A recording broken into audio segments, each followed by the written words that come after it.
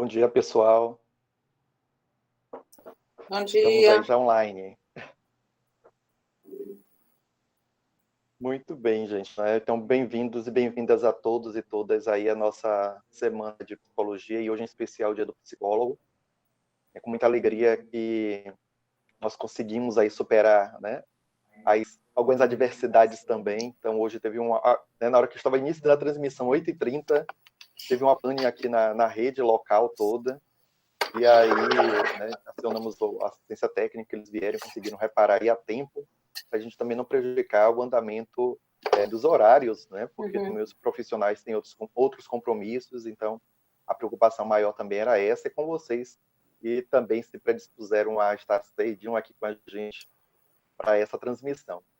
Então, eu quero desejar um feliz dia do psicólogo e da psicóloga para todos, e para todas os estudantes e as estudantes também, para as professoras e os professores do nosso curso, né, também dos demais cursos, a gente tem alguns convites de profissionais também que estão com a gente, e é com muita alegria que a gente comemora mais um dia, né, e aí com um dia de luta, né, porque todos os dias são dias de novas adaptações, de novos cenários e de novos enfrentamentos.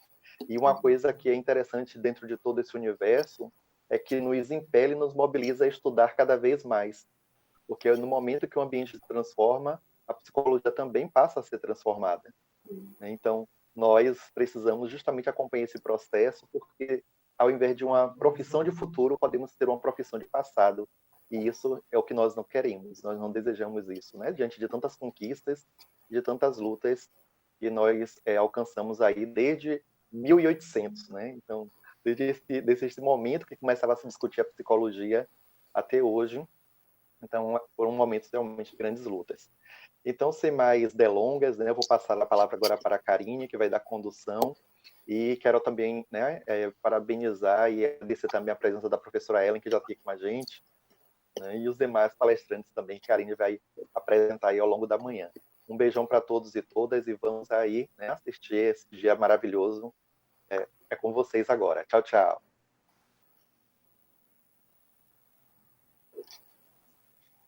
Olá, pessoal, bom dia.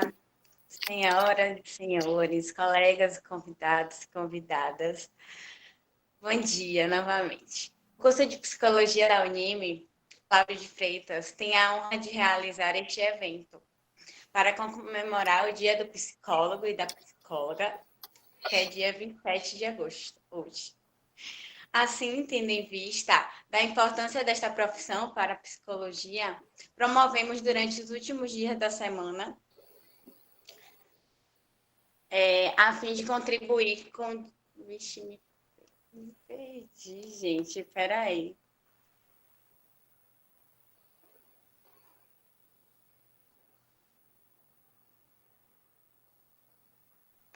É assim mesmo, é muita emoção mesmo. É muita emoção pelo nosso dia. Técnicos. Então, vamos lá. Vamos ter, né, discussões de interesse no compromisso tanto social quanto para a atuação do profissional pautada no compromisso ético e nos direitos humanos. Convidamos alguns psicólogos e psicólogas e estudantes do curso de Psicologia da Unime Lauro de Freitas para participar deste evento, que falarão sobre as áreas de atuação de diversos e como o exercício profissional contribui para o fortalecimento da psicologia neste século XXI. Hoje teremos, durante todo o dia, continuação dessas discussões sobre temas de interesse social, escolhidos por nossos alunos graduandos, mediante enquete, para escolha sob a condução dos líderes de turma dos turnos matutino e noturno. E tem as informações agora que eu vou passar para vocês e depois eu vou apresentar a psicóloga. Informo que tomarei nota das perguntas dos participantes ouvintes no chat do YouTube, para o final da apresentação serem respondidas pelos palestrantes. E o segundo recadinho é que informo também que ao final da apresentação o link, né, para a solicitação do certificado, com base nos participantes ouvintes da palestra, será disponibilizado no chat. Então, vamos lá. Vou apresentar agora a psicóloga que irá iniciar o dia de hoje. Vou apresentar a palestrante e seus temas desta manhã. Convido agora, a psicóloga Ellen Kopp. A psicóloga. Ixi, saiu. Eu abri outro link aqui, Flor, saiu o áudio. Entendi. Tá. Vamos lá. Vou passar o currículo dela aqui, gente. Perdão, a falha técnica agora foi minha, perdão. Tudo bem. Psicóloga clínica, mestre em saúde comunitária, especialista em análise do comportamento, com formação em psicoterapia analítica funcional e terapia de atuação e compromisso, supervisora clínica. Isso. É verdade.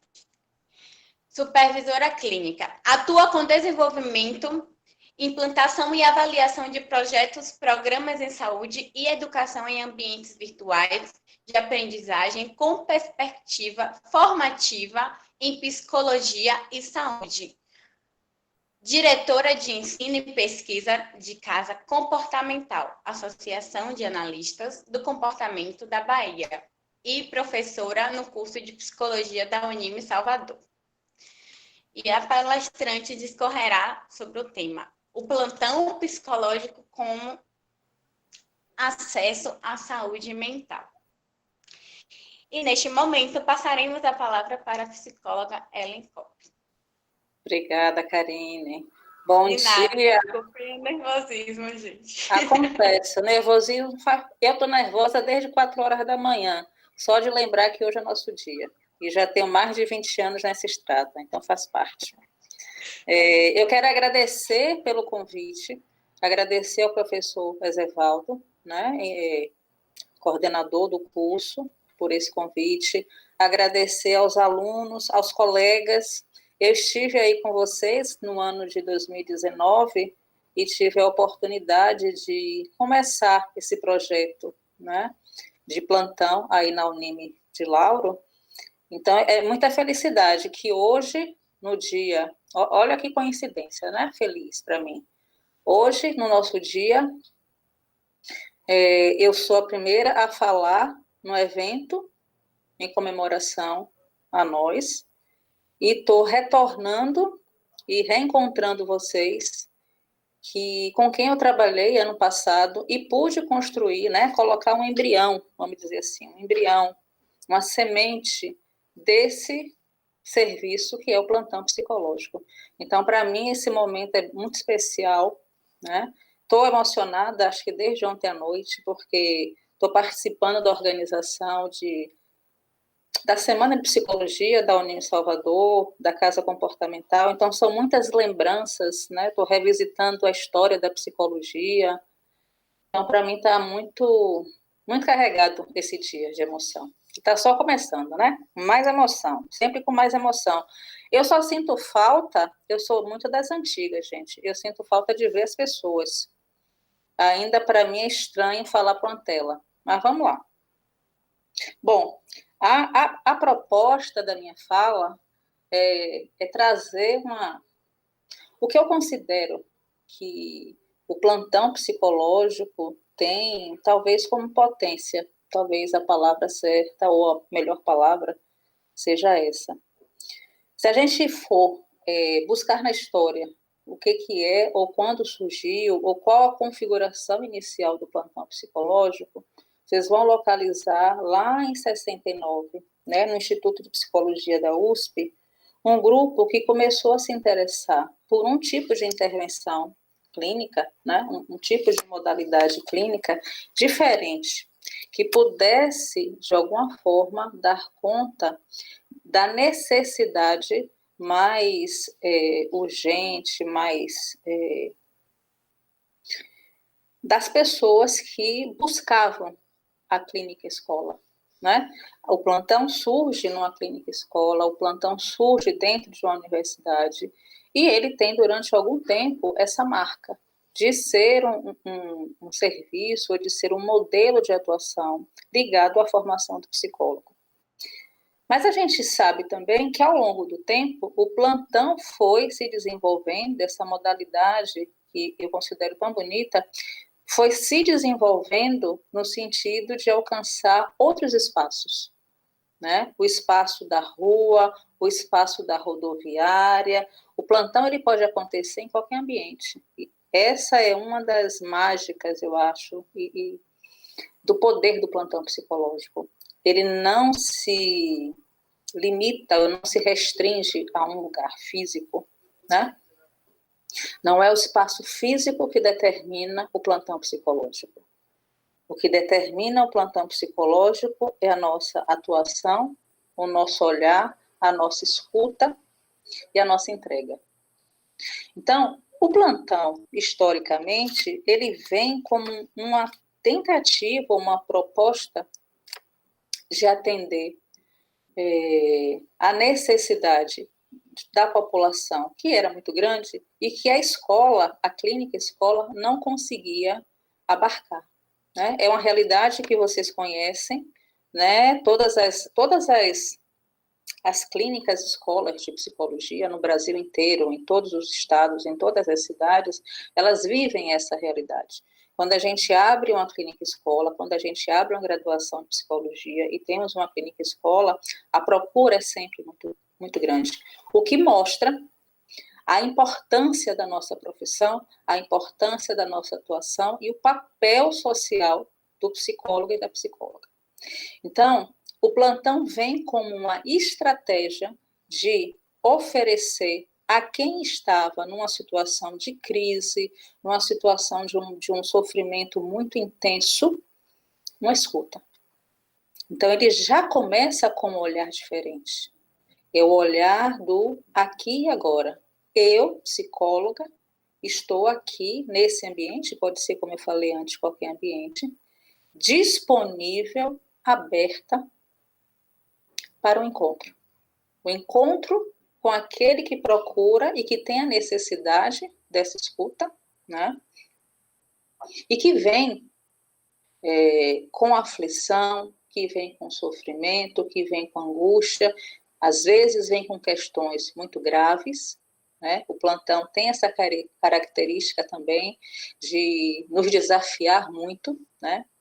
Porque quando nós, os profissionais, estamos à espera de um encontro, a gente nunca sabe quem virá, quem vai bater a nossa porta e quem nós vamos encontrar, né? Nós estamos ali abertas e disponíveis para o outro. Mas quem é esse outro? Esse outro é uma grande novidade para a gente. Então, diferente da clínica clássica, da clínica mais padronizada que a gente conhece, em que nós agendamos o horário, eventualmente até a gente coleta alguma informação do paciente, a gente pode ter alguma noção de qual é a demanda, de qual é o problema. O plantão não. O plantão é o novo.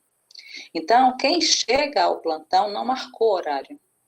E essa é a ideia, essa é a proposta, de não ter horário marcado.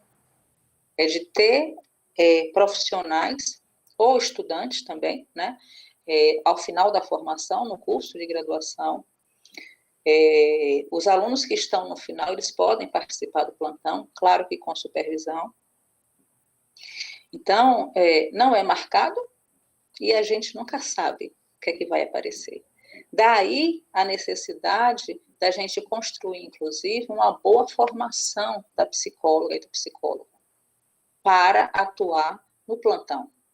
Por quê? Da mesma forma que eu posso receber um adolescente em crise por uma questão escolar, eu posso receber uma mulher vítima de violência, eu posso receber um homem com um sofrimento de um quadro psicótico, eu posso receber uma pessoa com questões relacionadas à vocação, né? O que fazer da carreira? Então, o plantão é isso, né? É esse mar de possibilidades. Eu considero o plantão, pensando na formação do aluno, da aluna, eu considero o plantão uma experiência extremamente rica. Apesar dele ser configurado normalmente com 2 a 3 encontros, né? A gente coloca esse cenário. E o plantão ele acontece em um encontro, mas a gente pode marcar um segundo momento até um terceiro momento. Por quê? Porque é importante que a gente mantenha a distinção entre o que é plantão e o que é psicoterapia. Na psicoterapia, nós temos uma continuidade. Começa a ser construído um vínculo, né? Uma relação terapêutica começa a ser desenvolvida, construída, e a partir disso se configura um processo psicoterapêutico. A proposta do plantão não é psicoterapia. A proposta do plantão é diferente. Ela é inovadora exatamente nesse aspecto também, né? É que o profissional ou a profissional tenha a condição de, em um único encontro, ou no máximo, se caso seja necessário, até 3 encontros, ajudar, estar ali com esse outro e ajudar esse outro a refletir, a olhar para si, a se escutar e a, de alguma forma, construir alternativas ou possibilidades para ele mesmo. Então, eu acho que é importante marcar essa grande diferença entre o plantão e a psicoterapia. O plantão não se pretende dar continuidade. O plantão é uma modalidade que tem tempo determinado, tem número de encontros determinado. O ideal é que a gente possa fazer num único encontro, porque nós não temos garantia que essa pessoa vai voltar. Então, aquele encontro inicial é o momento da gente poder utilizar do nosso aprendizado, do nosso conhecimento, das ferramentas que a gente já vem construindo na formação, para oferecer o melhor, para oferecer o máximo possível da gente, para que essa pessoa tenha um bom acolhimento, um bom atendimento. Agora, também é importante, eu penso, falar que o plantão psicológico, diferente da triagem, ele não tem a perspectiva de coleta de dados. Essa é uma outra característica peculiar do plantão. Ellen, você está dizendo que o plantonista não vai anotar nada? Não, ele pode anotar, né? Até porque, em função das normativas do Conselho, todo atendimento que um psicólogo faz, a gente deve abrir um prontuário, a gente deve abrir, né, um documento de registro do que aconteceu. Mas o que eu quero chamar a atenção é o seguinte: se na triagem a gente tem como objetivo coletar, vamos dizer assim, várias dimensões da vida desse sujeito, informações relativas a várias dimensões da vida desse sujeito, esse não é o propósito do plantão. Então, saber o nome, saber a idade, saber a formação, isso pode perpassar a conversa, isso pode atravessar a conversa, sem a necessidade de uma ficha, de um protocolo, de um questionário padronizado, onde eu vá perguntando, né, aquelas coisas que foram pré-definidas. Então, o plantão, ele não se identifica ou ele não tem essa aproximação com a triagem. Então, Hélio, o que é que vocês fazem no plantão? Eu costumo dizer que o plantão é a clínica do encontro, embora toda clínica seja, né? Toda clínica é a clínica do encontro. Mas aqui no plantão é literalmente o encontro, é você conhecer alguém e não saber, possivelmente não vai voltar a ver essa pessoa, e durante 1 hora e meia, 2 horas, o tempo que for necessário, você fazer desse encontro um lugar sem julgamento, um lugar de acolhimento, um lugar de escuta e um lugar onde você está com o outro, construindo, pensando, refletindo, possibilidades. Por que eu falo possibilidades? Porque quem procura o plantão se sente normalmente sem alternativas. É como se a vida tivesse ficado nublada e a pessoa não consegue enxergar o que fazer, que caminho seguir, o que é que eu posso, né? O que é que eu não posso, para onde eu vou, o que eu faço de tudo isso que está acontecendo comigo, o que eu faço com essas questões que eu estou levantando e que estão me angustiando. Então, esse lugar é um lugar que permite a construção do repertório, e eu falo isso, gente, porque o fato de eu ser docente me coloca eternamente preocupada com a formação de vocês, né? Então, é natural que a minha fala, em algum momento, seja a fala de uma terapeuta, em outros momentos, seja uma fala de uma professora, tá certo? Eu fico realmente passeando entre esses dois lugares, que são os lugares que eu escolhi na minha trajetória. Então, enquanto supervisora, no caso, agora eu falo de mim, ela, enquanto supervisora do plantão psicológico, em um espaço de plantão psicológico, especialmente numa clínica escola, eu tenho vamos dizer assim, dois clientes, ou duas possibilidades de escuta e de olhar. O aluno, a aluna, né, porque a minha preocupação é como contribuir para a formação desse profissional. Então, eu preciso pensar nas competências, nas habilidades necessárias e que devem, né, ser construídas e iniciadas nesse momento do plantão psicológico. O aluno não chega no plantão psicológico com essas habilidades ou competências já construídas. Então, a experiência do plantão, ela é muito válida, inclusive no sentido de ajudar o aluno a construir tais competências, que vão, com certeza, eu não tenho dúvida disso, vão ajudar muito, muito a trajetória de quem vai depois, não só para a clínica, para qualquer espaço da saúde. Então, a outra perspectiva, né, do supervisor, no caso de quem está à frente de um plantão, é olhar o profissional, o estudante que presta o atendimento e olhar para aquele sujeito que buscou o atendimento, que buscou a escuta e compreender ou ajudar o profissional a compreender o que aconteceu e refletir sobre isso.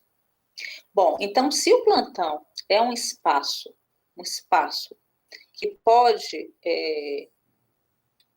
se concretizar ou se materializar em qualquer ambiente, a gente pensa que o plantão psicológico é uma grande porta de entrada para a saúde mental. Por quê? Essas pessoas, na grande maioria das vezes, não fizeram terapia. Muitas nunca conversaram com um psicólogo. Muitas não têm nem noção do que está acontecendo com elas. E não têm noção, não têm conhecimento, não têm clareza de que elas necessitam e vão ter muito benefício com o atendimento da saúde mental. Então, o plantão, ele é esclarecedor para quem chega. Ele é esclarecedor para o aluno que se inicia nessa prática, mas ele é uma luz, um farol para quem procura esse serviço, né? Então, o sujeito que bate na porta de um serviço de plantão psicológico, ele está caminhando, ele está dando os primeiros passos nesse mundo da saúde mental. Então, o plantão, enquanto porta de entrada, ele tem uma potência maravilhosa. E aí eu volto a falar da relevância e do olhar cuidadoso que um supervisor deve ter na formação desse profissional que vai estar ocupando esse lugar. Por quê? Essa pessoa que chega buscando esse apoio, buscando essa escuta, buscando esse lugar de fala, desdobramentos vão acontecer. Tanto eu posso, numa conversa, num encontro de plantão, ao longo da conversa, o desdobramento pode ser que, no final desse encontro, a pessoa se sinta mais confiante, mais forte. A gente pode usar aí várias palavras, né? A pessoa se sinta reorganizada e não queira dar continuidade ou iniciar nenhum tipo de processo. Mas, na grande maioria das vezes, o que acontece, especialmente em clínica e escola, é que, a partir do plantão, o desdobramento, ou os possíveis desdobramentos, eles são tanto para o campo da psicoterapia, como pode ser para o campo da assistência social, pode ser para assistência jurídica, pode ser para várias coisas. Isso vai depender do que aconteceu e do fenômeno que está se passando na vida dessa pessoa. Então, nós precisamos entender para onde, por quê e como encaminhar. Então, a gente entende uma outra coisa agora. Fazer plantão psicológico é ter conhecimento da rede de assistência. Porque se eu não vou dar continuidade a esse atendimento e esse sujeito tem essa necessidade, eu preciso saber para onde encaminhar. Então, vejam que, de novo, eu estou falando do plantão enquanto porta de entrada, enquanto acesso. Quanto mais qualificada essa escuta que o profissional, ou a aluna, ou o aluno oferece, maior a chance de sucesso, no sentido da gente saber qual o melhor encaminhamento e, de alguma forma, mostrar para esse sujeito que ele pode se beneficiar, sim, da atuação, ou do serviço, ou do contato. A gente, enfim, são muitas palavras que podem ser usadas, né? Mas da atuação do psicólogo e da psicóloga, ou de outras instâncias, como eu mencionei antes, né? Não é só, a gente não encaminha só para a psicoterapia, a gente pode encaminhar para várias esferas aí de serviços dentro da saúde, assistência social, jurídica e, enfim, né? Médica, odontológica, enfim, tem muita coisa que acontece no plantão. Então, eu sou muito entusiasta do plantão. E agora, nesse cenário de Covid, né? Logo quando os atendimentos presenciais foram suspensos e quando a gente começou a enxergar possíveis impactos psicológicos na população, vocês devem ter acompanhado isso, muitos aqui podem, inclusive, ter participado e estarem ainda participando, né? Os psicólogos começaram a oferecer esse serviço, essa escuta, esse acolhimento, né? E assim, e muita coisa era divulgada nas redes, né? Grupo tal, atende, oferece, enfim. Então, a gente pode ver o quanto que o plantão ele foi importante e está sendo importante nesse cenário de pandemia, nesse cenário de urgência, né? As pessoas estão sofrendo muito. A gente está acompanhando aí os dados Perdão, gente. A gente está acompanhando aí os dados e o impacto tem sido em crianças, em adolescentes, em adultos, mulheres vítimas de violência, pessoas com desenvolvimento atípico, idosos.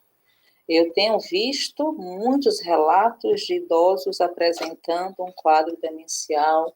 Eu tenho ouvido relatos de idosos com tentativa de suicídio. Enfim, a coisa muitas experiências, né, do ser humano estão sendo, de alguma maneira, mexidas nesse momento. Então, oferecer um espaço, e aí é um espaço virtual, nós estamos nesse cenário da virtualidade, como é esse encontro aqui agora, né, que graças à tecnologia é possível acontecer. Então, os atendimentos também estão acontecendo, na maneira virtual, maneira remota, online. E o plantão, ele continua potente, ele continua com a força. Por quê? A pessoa bate, né, no aplicativo, no WhatsApp, enfim, seja lá a plataforma que a gente disponibilizar, a pessoa bate lá e diz assim, ó, preciso que alguém me escute, preciso falar com alguém. E esse pedido, a partir desse pedido, o profissional pode construir um terreno muito fértil e muito valoroso para essa pessoa. Então, também nessa perspectiva, se a gente olha em termos de Covid, de pandemia, o plantão continua tendo essa característica de porta de entrada ou de acesso à saúde mental. Então, o título dessa fala, eu acho que ele é bem pertinente nesse sentido, né, de situar o plantão como uma grande porta de entrada. Eu não sei quanto tempo eu ainda tenho, se vocês puderem me sinalizar. Karine, você me escuta? Oi, escuto sim. Quanto tempo eu ainda tenho? Você tem... Deixa eu ver aqui.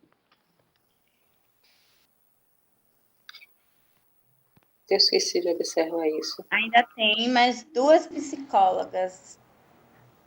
E como a gente atrasou, né? Eu não sei como é que vai ficar. Tá, então eu vou fazer uma fala aqui para finalizar.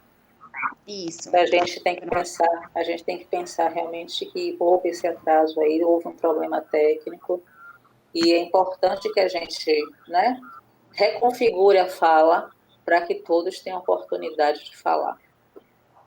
Isso. Então, a mensagem que eu quero deixar para vocês é: o aluno que está em formação e que tiver a possibilidade de experimentar, de vivenciar o plantão psicológico, faça. É uma experiência maravilhosa. É uma experiência onde vocês vão poder se perceber no lugar de, meu Deus, eu estou julgando. Eu não pensei que eu julgava esse tipo de coisa. E aí levar para a supervisão e conversar. Meu Deus, eu não consigo ter empatia, eu não consigo me conectar com essa pessoa. Levar para a supervisão e conversar. Gente, eu não consigo fazer análise. O que essa pessoa está querendo me dizer? Levar para a supervisão e pensar sobre a escuta. Então, aproveitem. Eu sei que o serviço do plantão vai continuar, né? Quando o cenário da Covid mudar, quando a gente puder voltar ao atendimento presencial, o plantão vai voltar. E o que eu posso dizer para vocês é uma atividade muito enriquecedora para o aluno, para o formando em psicologia, porque vocês vão se confrontar com uma multiplicidade de fenômenos, de experiências, né, de vidas, e que só vai enriquecer vocês enquanto pessoas, não tenho dúvida disso, e enquanto profissionais. Então fica aí a minha torcida, o meu desejo, o meu voto, de que esse projeto continue, né, essa semente que eu levei aí para vocês, que ela continue, que ela se torne cada vez mais forte e que vocês tenham sucesso. Mais uma vez, obrigada pelo convite, parabéns a todos e todas, né, pelo dia, pelo nosso dia, por essa luta, uma profissão de luta e desafios e de conquistas, uma profissão de alegria também, porque a nossa profissão não é só ouvir sofrimento, é também ver caminhos novos, reencontros, descobertas, redescobertas. Então, nossa profissão tem uma coisa muito linda, que é poder ver o desabrochar das pessoas. Gratidão pelo espaço, estou aqui disponível para perguntas.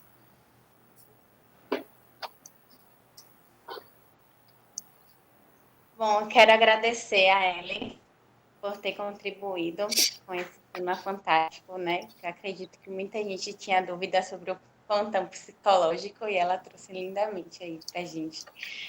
E aí agora eu vou tá disponibilizando no chat para quem quiser fazer perguntas para ela. Tá bom, pessoal?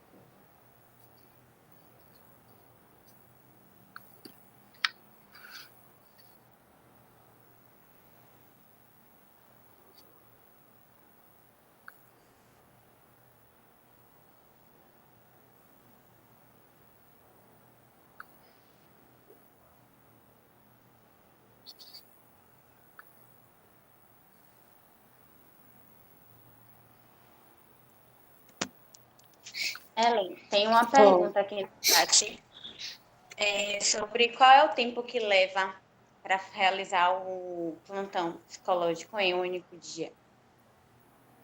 Eu costumo orientar o plantonista que ele trabalhe com uma margem aí de 1h30 a 2 horas, né?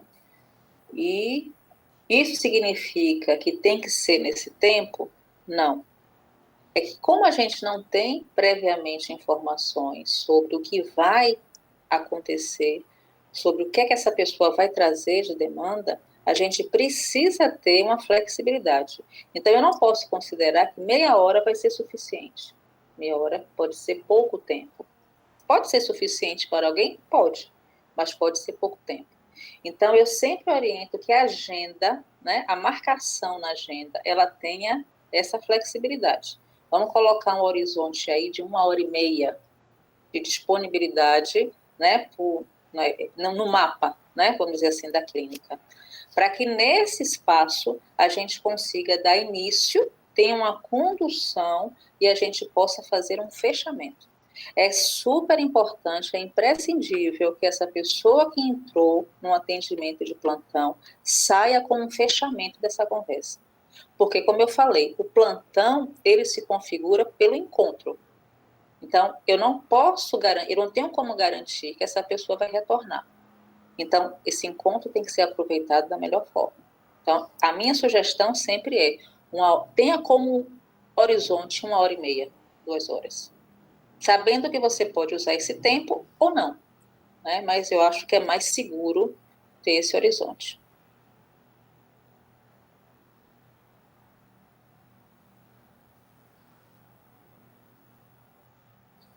Obrigada, Ellen, por responder essa pergunta. Peraí, que tem outra pergunta aqui também.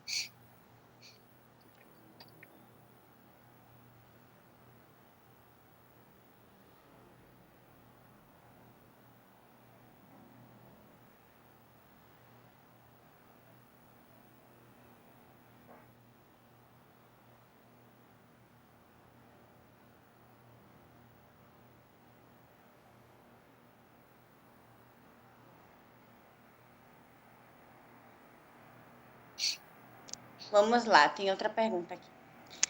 Ele pergunta se o plantão pode ser como um diagnóstico primário para a demanda que esse indivíduo traz para encaminhar ele para um tratamento adequado? Eu não sugiro pensar como um diagnóstico primário. Sabe por quê? Porque a ideia de diagnóstico é de um olhar para, vamos dizer assim, um problema, um olhar para um adoecimento, um olhar para o que não está funcionando, vamos dizer.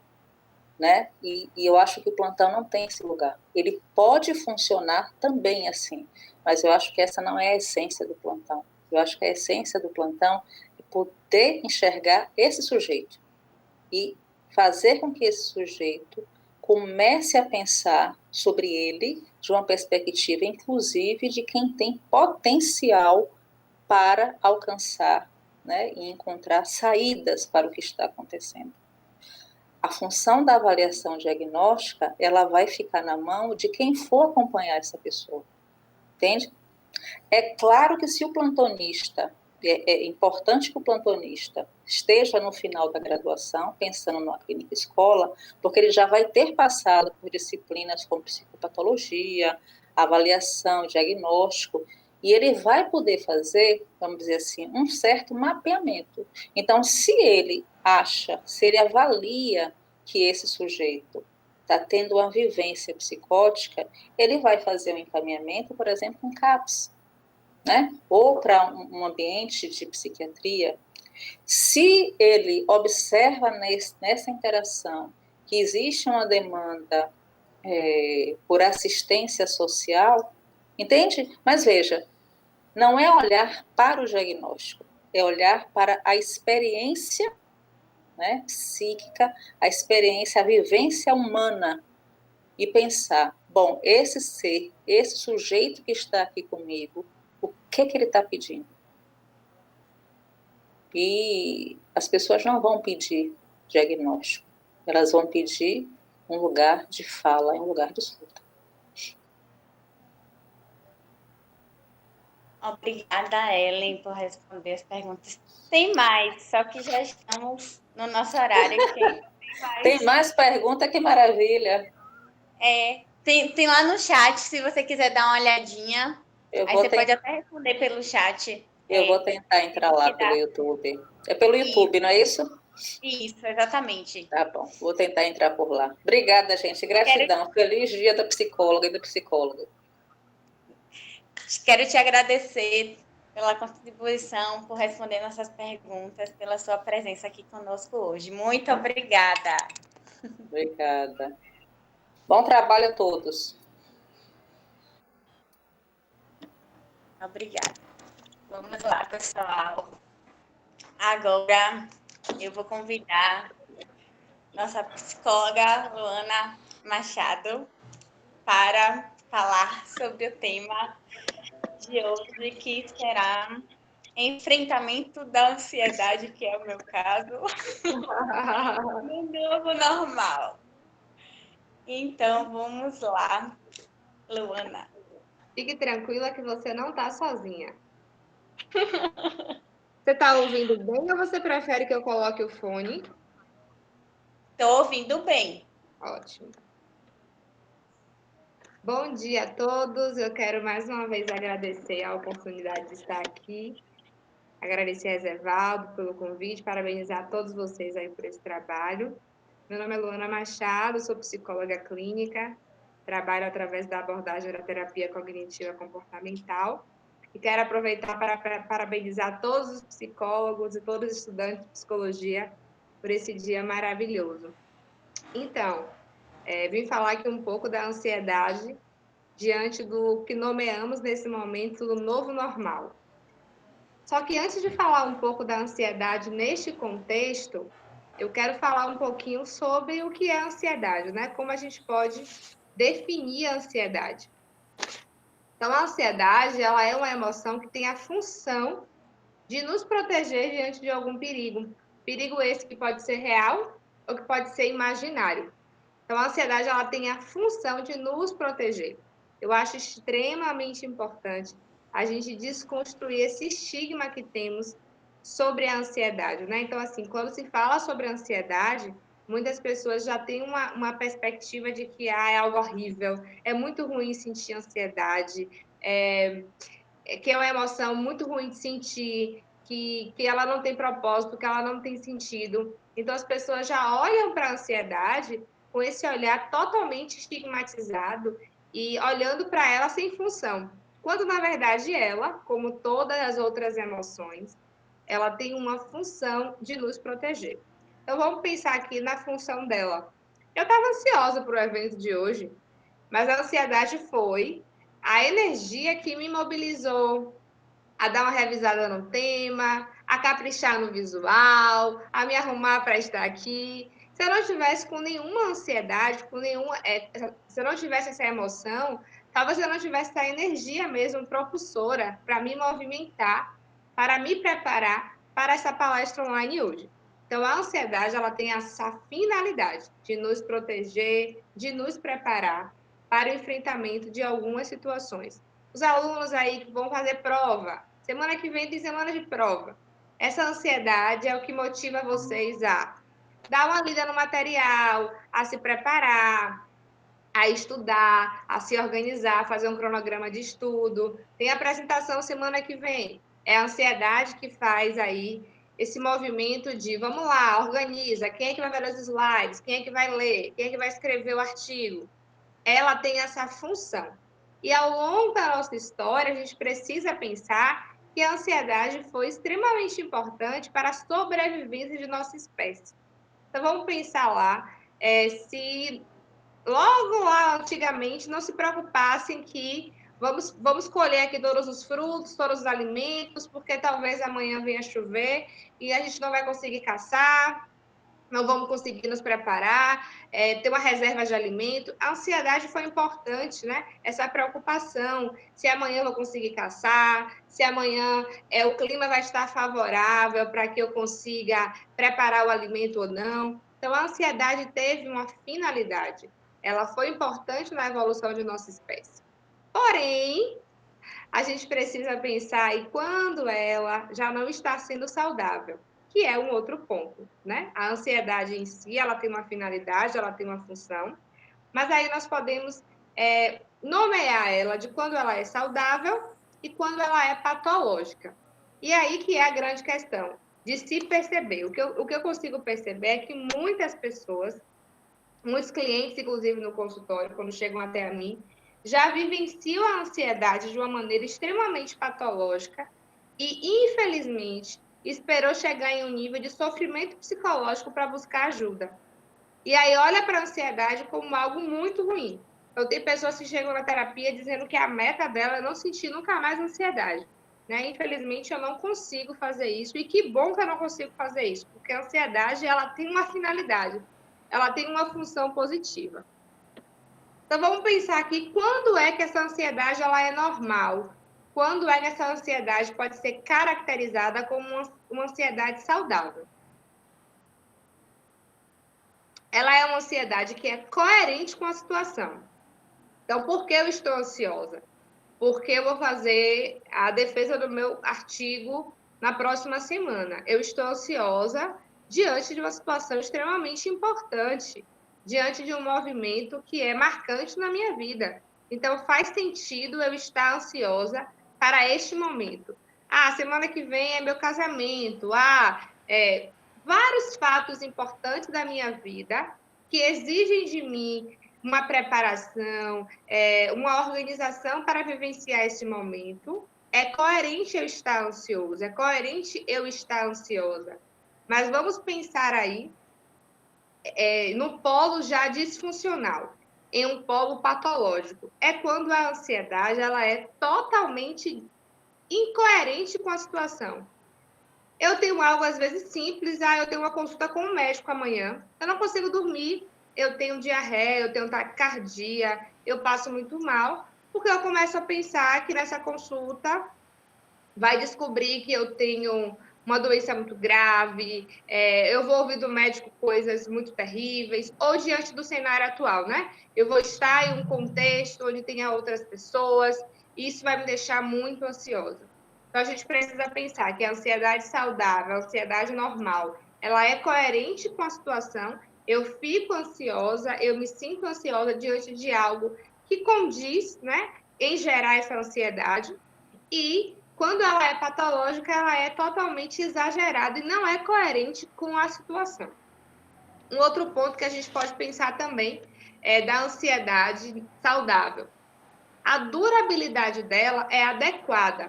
Então, assim, eu estou ansiosa porque amanhã ou semana que vem eu vou ter uma grande apresentação no meu trabalho. É coerente com este tempo. Eu fico uma semana ansiosa, apresento e passou, tá tudo bem. A ansiedade disfuncional, a ansiedade patológica, não. Normalmente a pessoa sofre antes, durante e depois, né? É uma ansiedade que literalmente o tempo não condiz com a situação. Então é um outro sinalizador. A ansiedade, quando ela é saudável, ela gera um desconforto. Eu me sinto, às vezes, desconfortável com aquela sensação de ansiedade por não saber lidar, por não querer sentir isso. Mas quando ela é patológica, ela gera sofrimento, que é diferente, né? Então, assim, eu consigo lidar com essa sensação agora, é extremamente funcional para mim, mas quando eu estou em um grau de ansiedade patológica, me traz sofrimento. É algo que realmente acaba me paralisando em alguns momentos. A ansiedade, quando ela é saudável, ela tem um efeito benéfico no desempenho. Então, assim, a ansiedade foi importante para me preparar para esta apresentação. Então, foi ok. No final das contas, ela me ajudou, né? Ela foi a energia que me mobilizou para me preparar. Quando ela é disfuncional, quando ela é patológica, normalmente ela traz prejuízo. Então, às vezes, a pessoa ela não consegue mesmo estudar, se organizar, ter um bom desempenho no trabalho, porque a ansiedade chegou em um nível que traz tanto sofrimento para ela que é prejudicial estar sentindo aquela emoção. Então, assim, é importante neste momento vocês saberem diferenciar se eu estou sentindo uma ansiedade saudável, se eu estou sentindo uma ansiedade patológica. Uma ansiedade patológica também, ela é exagerada e normalmente ela é recorrente. Então, assim, ao ir no médico eu tenho um sofrimento intenso, ao ir em uma entrevista de emprego eu tenho um sofrimento intenso, ao fazer uma prova eu tenho um sofrimento intenso. Então, a gente percebe que não foi apenas uma situação pontual que a pessoa teve uma ansiedade desproporcional. A pessoa vem apresentando uma ansiedade desproporcional há algum tempo. Então, fazer essa introdução breve sobre a ansiedade, vamos trazê-la agora para o nosso novo normal, né? Diante da situação aí do Covid, quarentena, isolamento social. O que seria uma ansiedade adaptativa neste momento? É uma ansiedade que traz uma preocupação produtiva. Então, assim, eu estou ansiosa e com medo mesmo, né, de me contaminar, dos meus familiares, de adoecer, das pessoas que eu gosto adoecer, e isso me faz ter comportamentos de segurança, comportamentos de prevenção. Então, eu uso máscara, faço todas as questões aí de cuidados, faço mercado, quando chego em casa limpo tudo, evito estar em aglomeração, respeito a quarentena. Então, esta é a ansiedade, vamos dizer assim, a função deste momento de ansiedade extremamente funcional neste momento agora. Agora, vamos pensar em uma ansiedade disfuncional, né? Neste momento. Seria mesmo uma pessoa estar sofrendo com este momento que a gente está vivenciando. É uma pessoa que pensa o tempo inteiro, fica com pensamentos ali, né, ruminando aqueles pensamentos de que pode ser contaminada, pensamentos constantes, trazendo muito sofrimento a esta pessoa, tem comportamento de segurança, às vezes, exacerbados, lava a mão 24 horas, causando até o risco de desenvolver um toque neste momento, do tanto de compulsão e obsessão que acaba desenvolvendo por este momento agora que a gente está vivenciando. É importante a gente perceber também que o momento em si seria quase que impossível não sentir ansiedade, não sentir medo, não sentir apreensão diante do que a gente está vivendo. É um momento mobilizante mesmo, que acaba mexendo com a nossa estrutura, com a nossa rotina, com muitas coisas. Eu, no início, logo no início da quarentena mesmo, para me adequar a toda a situação de trabalhar em casa, de não ter mais contato, tive uma ansiedade bem intensa, assim, de acabar afetando o sono, afetando a produtividade durante o dia, mais acelerada, mais agitada, mas foi um momento específico de adaptação e depois tudo foi se regulando aí e voltando à sua funcionalidade. Então, assim, algumas pessoas eu percebo que estavam até esperando reagir de maneira muito plena e não ter nenhum sofrimento, que é incoerente, né? Somos humanos e as emoções elas têm uma função, elas têm uma finalidade. Então, é importante prestar atenção nas sensações e perceber que, ok, é comum eu sentir isso. Agora eu preciso avaliar se este sentimento, estas sensações, elas estão sendo saudáveis, elas estão sendo patológicas, elas estão sendo funcionais ou não. Karine, minha filha, fale alguma coisa comigo aqui, porque ficar só falando e não ver vocês e não ter interação, eu fico me sentindo sozinha. É um fator ansiogênico para mim. Pronto, deixa sua câmera ligada para eu te ver. Para ter uma troca. Pronto, vou fazer aqui agora. Olha só, extremamente ansiogênico, estava me sentindo aqui sozinha, estão me escutando? Até Você aqui. falando de ansiedade, eu realmente estava muito ansiosa, eu não dormi pensando, eu falei, meu Deus, como é que eu vou fazer isso? Eu morro de vergonha de estar na frente da câmera, eu falei, meu Deus, eu vou apresentar para tantas mil pessoas, como é que eu vou fazer isso? E um roteiro a ser seguido, eu falei, meu Deus do céu, e agora? E aí eu vendo você falar aqui, eu falei, meu Deus, eu estou me achando aqui na ansiedade, mas não é uma ansiedade patológica como você está falando, porque em relação ao Covid, eu estou tranquila, mas me deu a função que aí eu já fico toda desorganizada. Sim. E é comum, né? Eu fiquei um pouco ansiosa para a apresentação hoje, mas é o que eu digo assim. Quando eu falo para as pessoas que eu estou ansiosa, às vezes as pessoas já têm aquele olhar de tipo, como assim, né? Aí eu falo, calma, ansiedade saudável, ansiedade boa, ansiedade gostosa de se sentir, aquela ansiedade mesmo que te mobiliza para se preparar, para participar. E pronto, apresentei, ok, sigo a minha rotina aqui, você também, e amanhã, vida que segue, né? Mas, assim, usando esse exemplo agora, da apresentação hoje, por exemplo, uma pessoa com uma ansiedade disfuncional, ela estaria sofrendo semanas antes, e às vezes não conseguiria, talvez, nem estar aqui, porque os sintomas seriam tão sofridos, né? E aí a gente tem que pensar em vários sintomas físicos: taquicardia, falta de ar, diarreia, tontura, alteração no apetite, insônia, vários sintomas que iriam prejudicar tanto a funcionalidade de participar do evento, né? Então, a gente precisa mesmo saber fazer essa distinção. Com relação ao Covid, eu percebo a capacidade maravilhosa do ser humano de se adaptar. A situação requer cuidados, a situação ainda está aí se resolvendo aos poucos, né? Mas hoje percebo que as pessoas foram se adaptando, se acostumando, o que era muito difícil no início, talvez, de trabalhar home office para algumas pessoas. Para mim, foi um desafio, ainda mais que eu sou muito sinestésica, muito toque, gosto de abraçar meus clientes, de recepcioná-los no consultório. Então, para mim, foi desafiador ficar 100% online, mas nada que depois de um tempo não fosse se adaptando, né?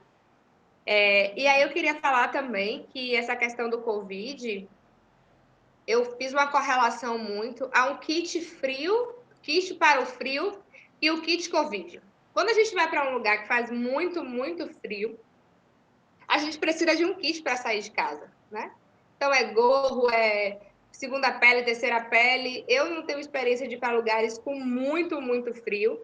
Eu já viajei para alguns lugares e assim, eu tenho uma sensibilidade ao frio que abaixou um pouco a temperatura aqui, eu já estou toda me agasalhando. Então vamos imaginar que se a gente fosse para um lugar que faz muito frio, a gente precisa daquele kit, né? Meia, touca, várias coisas para nos aquecermos. E hoje, nesse momento do Covid, a gente precisa de um kit Covid para sair de casa, que é máscara, álcool em gel, né? Que talvez no início isso trazia muita ansiedade, mas hoje, depois de um tempo, já acabou que entrou na rotina, como se fosse mesmo. Vamos imaginar que você foi morar em um lugar que faz muito, muito frio, e você vai ter que se acostumar a sair de casa e botar um monte de roupa, a chegar em casa, tirar um monte de roupa. E esse comportamento, depois de um tempo, vai virar rotina, né? E você vai fazer isso de forma tão habitual. Hoje, para mim, já está virando rotina a máscara. Já aconteceu várias vezes de eu estar no carro e quando eu me dar conta, eu falo, aconteceu alguma coisa comigo aqui, percebi que eu estava sem máscara e voltei para casa. Eu estou olhando para a rua e digo, peraí, gente, tem alguma coisa diferente, as pessoas de máscara e eu não. Então, hoje, já me habituei, já coloquei uma máscara no carro, uma máscara na bolsa. Uma questão mesmo de, aos poucos, você ir aprendendo a lidar com este novo normal, né? E uma outra coisa também, Karine, que eu queria falar sobre a ansiedade. É muito comum pessoas que têm um perfil ansiogênico, que têm um perfil ansioso, ter uma necessidade de controlar tudo, ter uma necessidade de controle. Se a gente for parar para pensar, a vida, a gente só tem uma coisa que é certa, que todo mundo vai morrer em algum momento. Isso é a certeza que a gente tem. As demais coisas, nós podemos ter algumas probabilidades, mas não temos 100% de certeza, né? E como lidar com essa incerteza é algo muito difícil para pessoas ansiosas, elas desenvolvem comportamentos de controle. Então, assim, quer organizar tudo, se algo sai do planejado, do programado, é extremamente sofrido para esta pessoa. E aí eu percebo que a situação agora que estamos vivendo com o Covid veio convidar a todos nós a mudarmos um pouco esse perfil, porque se uma coisa que o Covid veio ensinar é que a gente não tem controle de nada, né? Então, todos os planejamentos de 2020 precisaram ser reajustados. Viagem, casamentos, festas, programações de família, várias coisas, aniversários, várias coisas precisaram de adaptações. Então, hoje é aniversário online, chá de bebê online, casamento online, live, palestra, várias coisas online. E se fosse falar isso para, sei lá, para mim no ano passado, eu ia dizer que eu não ia acreditar nisso e talvez se me falassem que esta seria a nossa realidade, me traria um grande sofrimento e uma grande ansiedade. Mas olha nós aqui, né? Nos adaptando, cada um na sua casa, estamos tendo uma troca super rica e super legal diante dessa situação. Edinho, você entrou! Que bom você por aqui! Então, assim, uma coisa também para se perceber é uma questão que eu trabalho muito com os clientes no consultório, essa questão do controle, é que eu pergunto assim: você consegue controlar o que você pensa e as suas emoções? E a maioria responde, claro que não. Eu falo, pois então, se as questões internas, que só depende mesmo de mim e de você, é tão difícil controlar, imagina controlar o que vai acontecer na próxima semana, controlar a minha rotina, o meu dia, a vida do meu pai, da minha mãe, do meu parceiro, dos meus amigos. Então, às vezes, olhar um pouco para si é um grande sinalizador de que a gente não tem controle, na verdade, sobre nada, né?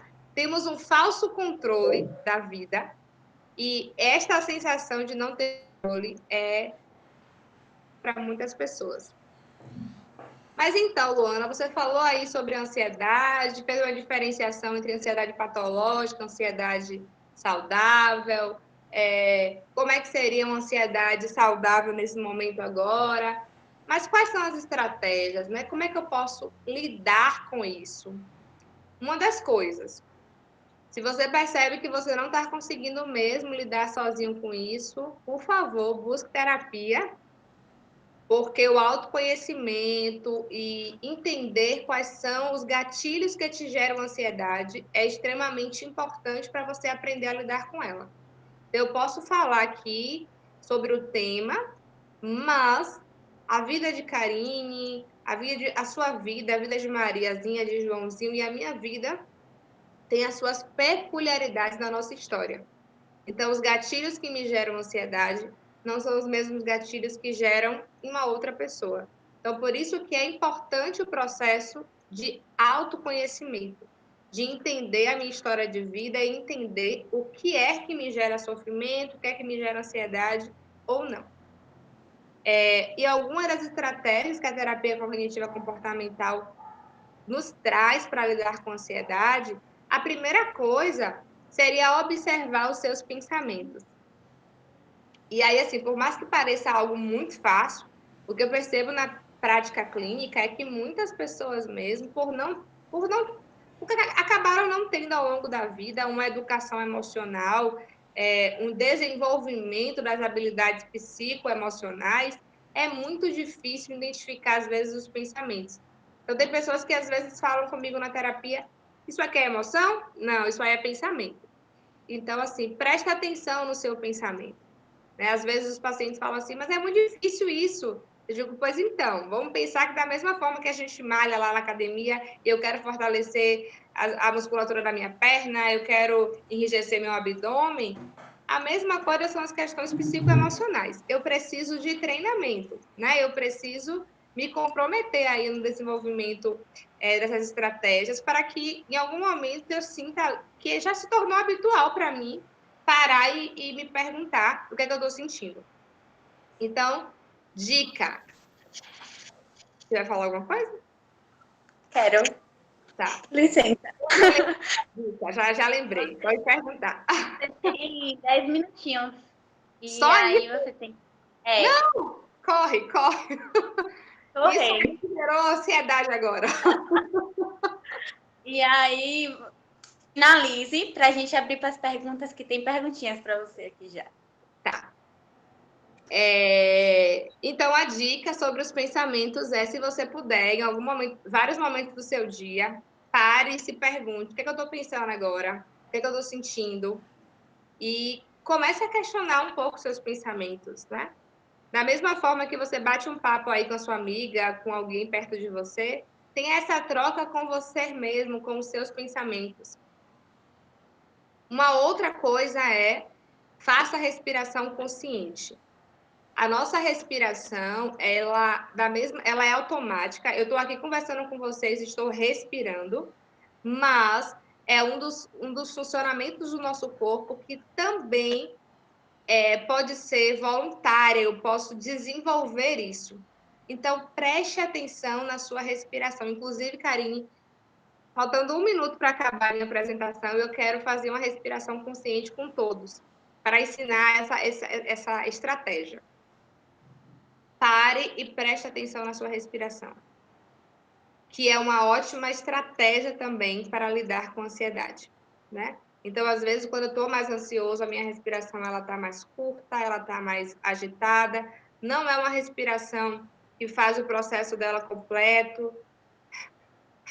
Às vezes eu estou hiperventilando e nem me dou conta. Então, preste atenção na sua respiração. Uma outra dica é viva o aqui e o agora. Por mais que isso pareça clichê, a gente ouve isso o tempo inteiro. Isso é, sim, uma estratégia eficaz para lidar com a ansiedade, porque os nossos pensamentos ou nos levam muito para o futuro, ou nos levam muito para o passado, e temos uma dificuldade de viver o aqui e o agora. E como fazer isso? Escolha pelo menos uma tarefa no seu dia para você fazer de maneira integral, para você fazer de maneira plena. Por exemplo, ao tomar café da manhã, tente não ficar no celular conversando com outras pessoas, assistindo, lendo. Viva o momento do café da manhã. A nossa cultura, o nosso mundo hoje, uma competitividade enorme, tudo muito rápido, tudo muito acelerado, acaba também aumentando essa sensação de ansiedade. E uma coisa que eu percebo agora na situação da quarentena, parece que aumentou a cobrança de, por você estar em casa, a sua produtividade tem que aumentar. E isso gera muito sofrimento. Então, viva um momento por vez. Eu exerço a atenção plena em alguns momentos do meu dia, quando eu vou ler, mas uma coisa assim que eu prezo a atenção plena é na atividade física. Então, eu tinha um hábito de antes, né? Antes desse novo normal, eu tinha o hábito de ir para academia e já colocava o celular na hora da esteira, aproveitava a esteira para responder. Desenvolvi a atenção plena no treino. Então, hoje cedo eu já fiz caminhada, o celular ficou em casa e fui lá viver o momento pleno, olhando as árvores, sentindo o ar, vendo as pessoas andando na praça, atenção plena. E a quarta dica é a aceitação. Aceite que você não tem o controle das coisas. Aceite que você não pode mudar. A aceitação não no sentido de estagnação, não posso fazer nada, eu vou ficar aqui de braços cruzados. Não. A aceitação no sentido de parar de brigar mesmo com a vida, com a situação, que só faz gastar energia, né? Então, aceite para que você tenha mais energia poupada para fazer o que você pode fazer. Então, vai lá para as perguntas, que eu quero fazer a respiração ainda com vocês. Isso. É isso. Eu ia até comentar também que é bom a gente se questionar bastante, né? O que é que isso quer me ensinar? Por que eu estou sentindo isso? É sempre bom a gente entrar em contato, né, com nós mesmos, se questionando o que é que a gente está sentindo naquele momento. Eu tenho feito isso também aqui agora.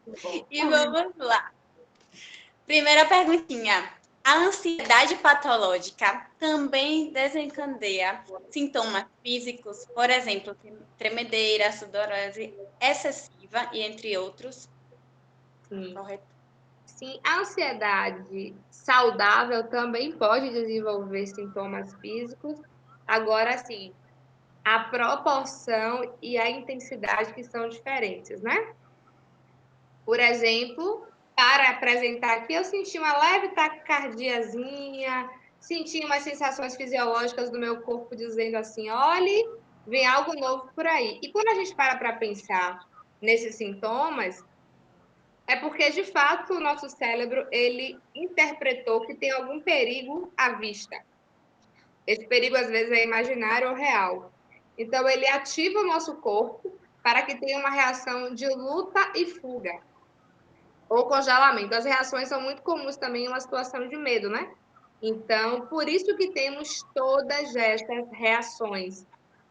O ataque cardíaco, por exemplo, o corpo entende que eu preciso aumentar o bombeamento sanguíneo no meu corpo. A tensão muscular, a mesma coisa, eu vou precisar de força para correr, então existe a contração muscular em algumas partes do corpo. E é isso. Agora, uma coisa importante que eu não falei sobre os sintomas é que, a depender do grau, se eles forem muito mesmo exagerados, estiverem trazendo muito sofrimento, a psicoterapia é imprescindível, mas em alguns casos é recomendado também uma avaliação psiquiátrica, até para ajudar mesmo nessa regulação aí biológica do corpo. Muito obrigada. Vamos lá para a próxima. Okay. Pode ter ansiedade química, ou seja, desordem mental por alguma medicação? Com certeza. Eu tenho uma experiência pessoal nisso. O nosso corpo, né, ele pode reagir a depender de algumas questões bioquímicas e gerar a sensação de ansiedade. Por exemplo, alguns pacientes, quando eles estão começando o tratamento para ansiedade, normalmente psiquiatras inserem antidepressivo no início. E é muito comum, no início do tratamento, aumentar as sensações fisiológicas de ansiedade. Então, tem muitos clientes que no começo do tratamento psiquiátrico acham assim: oxe, o negócio está piorando, aí vai lhe ajudar. Então, tem essa desregulação aí mesmo, na questão dos neurotransmissores, na questão bioquímica. E uma experiência pessoal eu não tenho alergia a Plasil, mas eu sempre digo que eu tenho alergia a Plasil, porque eu já tive 2 experiências em emergência, de tomar Plasil na veia e ter um ataque de pânico por conta da reação. E aí tem uma explicação científica para isso, né? O nome é reação extrapiramidal. E aí o médico não avisa para você que você pode ter isso, ele aplica e você passa mal lá. E aí, assim, é horrível a sensação, é literalmente uma crise de pânico. Essa é um dos medicamentos. Diversos outros medicamentos podem gerar uma crise de ansiedade. Obrigada. E a última, para encerrar. A ansiedade patológica é um mal alimentado por quem a tem. Se for, Gostaria de saber que tipo de alimento é esse e se é possível não alimentar. Ficou confuso para mim se é um alimento orgânico de Ansiedade comida patológica. ou alimento Foi de padrão Sérgio que mental. perguntou. Eu vou responder das duas formas que eu entendi, tá? Tá. Existem alguns alimentos também que podem aumentar a ansiedade. Por exemplo, o café em excesso, bebidas estimulantes também podem aumentar a ansiedade. Então, por exemplo, eu quando me sinto um pouco mais ansiosa, eu só tomo café descafeinado, porque eu tenho um vício chamado cafeína. Então, eu tomo café descafeinado para lidar com a ansiedade. E tem alguns alimentos também que ajudam, né, a amenizar a ansiedade. Agora, falando do vício alimentado no sentido mental mesmo da situação. A ansiedade, ela pode ser constituída de uma maneira patológica na vida da pessoa por diversas questões, inclusive por um perfil familiar. A gente percebe que tem ali um perfil familiar que propicia a pessoa estar mais ansiosa. Tem influência genética também, né? A nossa cultura, vamos parar para pensar aí que às vezes as redes sociais, a dependência tecnológica, então muitas coisas podem alimentar esse perfil e esse padrão de ansiedade exacerbada. Foi mais ou menos isso que eu entendi. Desculpa se eu não respondi a pessoa direito. Foi Sérgio que perguntou. Eu também achei um pouco confusa quando eu anotei aqui, né? Mas faz parte. Mas que bom que você apresentou dos dois lados, né? Pelo menos não fica aí um... Então. É isso, então. Vamos Tem mais um alguma minuto, por favor, me dê 1 minuto. Tá, peça Ed. Vai, continua. Eu vou pedir a todos que estão assistindo a palestra agora que sentem uma postura confortável, coloque as costas bem alinhadas. Se possível, sinta os seus pés no chão mesmo.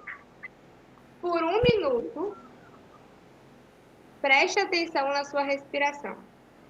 Então, puxe o ar pelo nariz,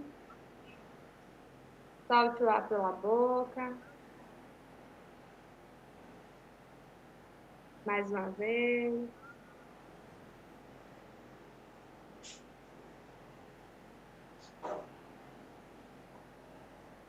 E preste atenção no ar entrando nas suas narinas,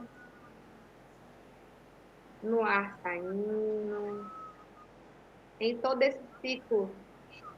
Se você enviar suficiente para o seu pulmão, se você liberar o ar.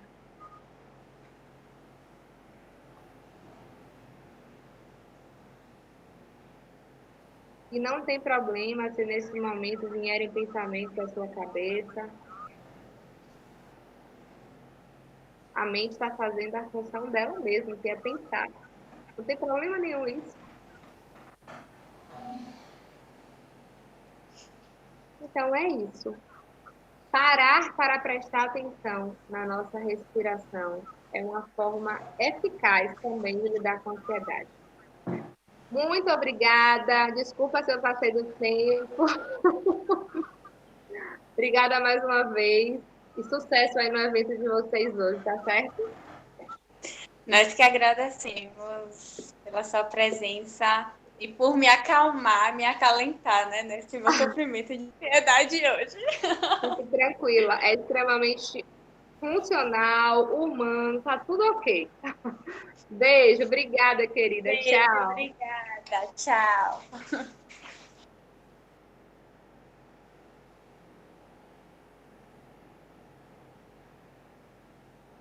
Então, vamos dar continuidade. Agora, eu vou convidar a psicóloga Uli. Apareça aí, Uli. Oi. Aê, nossa psicóloga clínica e psicóloga hospitalar, especialista em gestalt terapia, especialista em psicologia hospitalar, especialista em cuidados paliativos, em atenção domiciliar, e minha e de muitos alunos, preceptora de estágios no curso de Psicologia da Unime Lauro de Freitas. Seja bem-vinda. Obrigada. Então, né, gente? Posso continuar daqui? Não posso, Karine? Oi? Posso continuar daqui? Não posso? Pode. Pronto. E deve. Obrigada. Então, o tema da nossa palestra aqui hoje, desse momento, desse encontro, é sobre a psicoterapia breve, né, no contexto hospitalar. Quem tiver qualquer tipo de dúvida, né, já vi no YouTube, tem um chatzinho, pode perguntar. E Karine pode me interromper para perguntar, não precisa esperar para o final, não, tá bom? E já deu uma relaxada aqui com Ana, deu uma respirada antes de entrar. Então, está todo mundo aí já relaxado. E a gente vai falar sobre psicoterapia breve, né? E sobre as nuances dentro do hospital. Então, eu vou contar um pouquinho de história para vocês entenderem como foi o contexto em que eu me inseri no hospital. Eu sou formada pela Unime, né? Me formei há 5 anos pela Unime em Lauro. E minha formação já dentro da faculdade já foi inserida no hospital. Então, desde o 5º semestre, mais ou menos, eu já tenho uma base prática, né, dentro do hospital, de cursos, de voluntariado, e sempre foi me instigando, e sempre foi da minha formação estar no hospital. E uma questão muito comum que as pessoas acabam cometendo é levar a clínica para o hospital. Até porque a formação nossa, dos psicólogos, é que a gente tenha uma formação clínica, não uma formação de clínica ampliada, mas uma clínica voltada para o consultório. Então, é muito comum, né, as pessoas, quando entram logo no hospital, tentar fazer com que essa inserção da clínica seja encaixada. E, como minha formação sempre foi dentro do hospital, eu fiz o inverso, né? Quando eu entrei na clínica. Eu acabei cometendo o erro de levar o hospital para a clínica. E o que acontece dentro do hospital, né? Dentro da psicoterapia breve? O hospital, o atendimento, ele precisa iniciar, ele precisa ser desenvolvido e ele precisa ser fechado, concluído aquela demanda. A gente não pode, né, como a gente faz no consultório, vamos deixar esse conteúdo aqui para ser elaborado, pense nisso, faça tal e tal atividade durante a semana, anote tal e tal coisa, elabore a respeito disso, pense e tal. No hospital, a gente tem aquela certeza de que é aquele encontro e aquela vez, é o aqui e agora acontecendo muito intensamente. A gente pode ser que o paciente tenha alta, ou pode ser que o paciente também tenha óbito. Então, a gente não tem muitas certezas dentro do hospital, né? Como o Luana trouxe, a única certeza que a gente tem é sobre a morte. Mas, ainda assim, a gente acaba não tendo essa dimensão muito clara, então a gente precisa iniciar, desenvolver e concluir. E o que foi que eu fiz na clínica? Levei esse modelo. Então, é necessário que a gente entenda sobre a psicoterapia breve, que dentro do consultório ela tem 10 sessões, que ela tem um foco, um objetivo, e que você, enquanto terapeuta da clínica, vai conseguir fazer atividades, você vai conseguir fazer tarefas, você vai conseguir ter diversas características que dentro de uma instituição específica, como no hospital, você não vai conseguir ter. Então, é necessário que a gente tenha isso muito bem claro. E aí é necessário que a gente utilize o tripé da psicologia para a gente não cometer esse erro clássico, que é a supervisão, né? Na supervisão a gente vai conseguir falar sobre as nossas intervenções, a supervisora dizer, não é bem assim, vá para cá, né? Corrija isso, né? E aí a gente vai ter essa outra visão, que não a nossa, que estamos imersos, que estamos ali atuando, que é da supervisora, que tem uma experiência, que tem uma prática, que vai conseguir nos ajudar a respeito disso. E nosso conhecimento de base, conhecimento teórico. É necessário que a gente tenha esse conhecimento técnico, teórico a respeito da psicologia hospitalar, porque é uma técnica própria. Né? A psicologia hospitalar, além de ser um campo de atuação, ela é um campo em que exige e que tem sua teoria e suas bases, né? E que precisam ser estudadas. e a nossa terapia para que a gente possa fazer essa distinção do que é meu e do que é do outro. E aí eu gosto de usar uma frase, né, de Pels, nosso gestalterapeuta, e do livro Gestalterapia. Ele faz uma citação de Santo Agostinho. Ele fala que um erro nítido é melhor do que uma verdade opaca.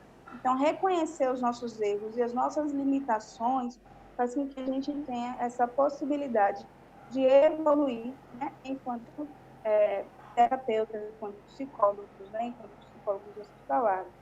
Então, é necessário que a gente entenda como é que está essa técnica, como é que está essa intervenção, para que a gente não traga nenhuma outra instituição para dentro do hospital. E aí, o que é que a psicoterapia breve é, né? A gente tem um conceito de Blanch, que ele fala que trata-se de uma técnica que atua em condições muito especiais, determinadas claramente, e da quais dependerá do seu sucesso. Então, qual é o sucesso da psicoterapia breve? Alcançar a demanda, né? Alcançar aquele objetivo, né? E ele precisa estar muito claro para ser desenvolvido. Suas variáveis são próprias e originais, não se traduzindo em um simples evento de tempo do processo psicanalítico ou de qualquer outro processo de abordagem, né? Como erroneamente muitos desavisados lhe atribuem como uma única característica. Então, a única característica da psicoterapia breve não é a sua brevidade, mas sim o seu foco atingindo o seu objetivo, né, de evoluir a demanda, né, de concluir e desgastar-se. Né? Então, a psicoterapia breve se utiliza da técnica focal. Né? Qual é o foco dentro do hospital? Qual é o objetivo que a gente tem aqui? Nosso objetivo é justamente resgatar a subjetividade, a singularidade em situações associadas ao adoecimento. Então, é trabalhar o sujeito e a doença. É poder fazer com que essas duas coisas estejam em uniformidade. Como é que esse sujeito se vê doente? Como é que é se deparar dentro, né, de uma instituição? Eu estou preso sem estar preso. E aí, a psicologia hospitalar possibilita que esse sujeito, a partir desses adoecimentos, a gente trabalhe diversas situações que dentro do consultório poderia demorar anos, né? E aí a gente pode entender que dentro dessa gestalt, né, dentro dessa figura, dentro dessa demanda, dentro desse foco, outras podem aparecer, podem emergir e podem ser trabalhadas a partir que não fuja do objetivo, que é esse sujeito e essa doença. Por exemplo, eu não vou trabalhar com esse sujeito sua relação primordial lá com sua mãe, mas eu vou trabalhar com esse sujeito essa relação do aqui e agora. Como é que está sendo estabelecida? O que está acontecendo?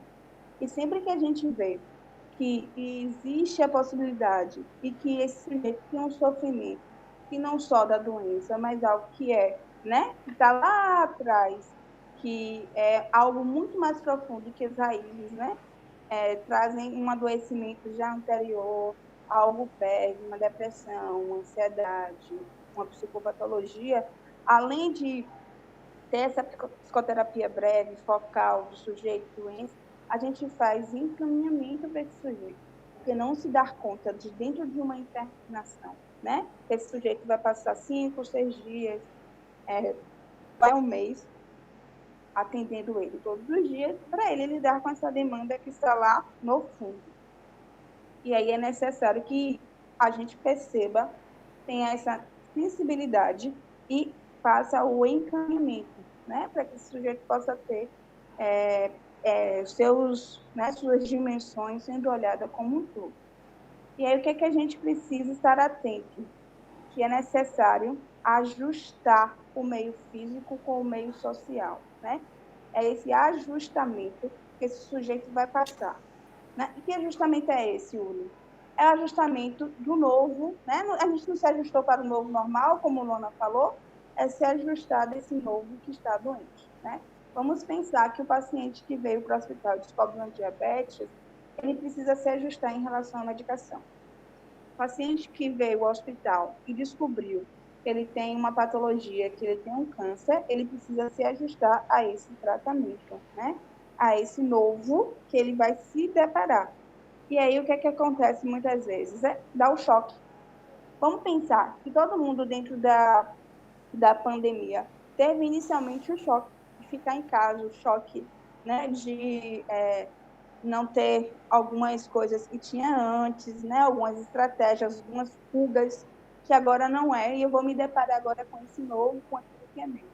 E aí a gente precisa pensar desse sofrimento, pensar desse sujeito que teve esse rompimento de sua vida e se depara dentro do hospital, que ele precisa se ajustar. Se ajustar em organizar psiquicamente, emocionalmente, para lidar com essas situações. E isso envolve, para além da doença, e isso envolve, para além da necessidade física e orgânica.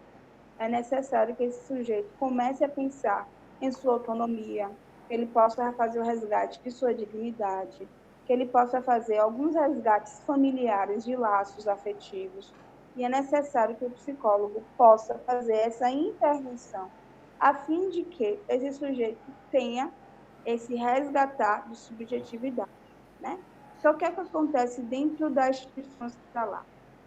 Aqui, né, a gente está no hospital, que eu estou, né, e acaba que o paciente é colocado dentro de um leito e ele é o paciente do leito 101. Né? É o paciente diabético que está no leito 101. Ou é o paciente, né, oncológico, é o paciente que vai fazer uma cirurgia de vias biliares, é um sujeito que tem uma pancreatite e que ele tem essa redução, né, esse reducionismo sobre de quem é aquele sujeito. E ele precisa se deparar com quem ele é. Ele precisa se deparar, né, a partir dessa nova situação, esse ajuste para eu lidar com ela. E aí, o que acontece? Muitas vezes, o paciente nega, o paciente, né, vamos pensar nas diversas fases que tem de luto, né, porque luto não se atribui apenas a perda de um ente querido, a perda relacionada à morte, mas a perda que todos nós tivemos na pandemia, esse sujeito que está hospitalizado vai ter também. Né? Eu não vou poder, né, estar com meus amigos nas festas, eu não vou poder, né, o paciente que é diabético, que ama aquele chocolate, que ama seu pudim no final de semana, ele não vai ter mais isso, né? Paciente que adquiriu, né, a pancreatite, ela se cronificou e o paciente tem agora uma questão que não pode mais comer gordura. E o churrasco era sagrado, né, aos domingos. Então, é essa necessidade que a gente precisa fazer com que o paciente, né, tenha essa consciência. E aí, alguns autores, né, que traz aqui Blent, Fiorino, Breyer, eles falam que o paciente, dentro dessa parte da psicoterapia breve, eles precisam adquirir insight. Né? Então, a gente, dentro do objetivo da psicoterapia breve, dentro da instituição hospitalar, é necessário que a gente instrumentalize esse sujeito a criar estratégias, que é a aquisição do conhecimento da sua própria realidade. Esse sujeito adquirir essa consciência e, a partir dela, desenvolver estratégias para lidar. Alguma coisa, Karine? Não posso seguir? Pode. Eu vi eles companhia só. Ah, ótimo. E aí a gente precisa entender que esse ajustamento é um ajustamento, né, social também. Vamos pensar que esse sujeito mora numa casa no segundo andar, ele não vai poder mais subir escadas porque ele teve uma lesão. E essa lesão impossibilita ele de subir escadas.